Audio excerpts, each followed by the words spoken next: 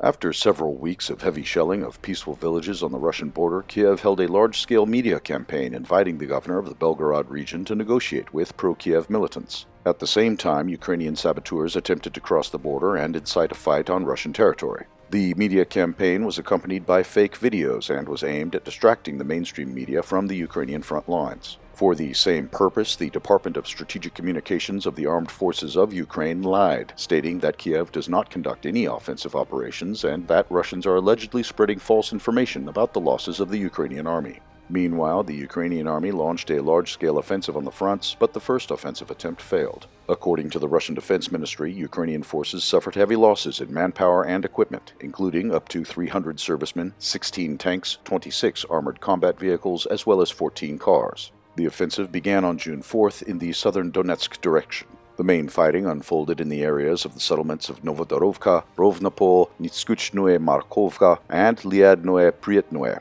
About 2 motorized infantry companies and over 15 armored vehicles were launched in the assault, armed with T-72 tanks, U.S. armored personnel carriers, Max Pro, and Humvee armored vehicles. Ukrainian forces managed to advance up to 400 meters, but were later repulsed back to their starting positions. In the Zaporozhye region, Ukrainian forces also went on the offensive to the southeast of Malaya Tokmachka, but failed to achieve any success. Near Ugledar, Ukrainian forces attempted an offensive on Nikolsky and Pavlovka, but retreated under Russian fire. South of Avdiivka, Ukrainian groups of up to a company, reinforced with tanks, attacked Russian positions near Vodianye and Apitne. Having suffered losses, they also retreated.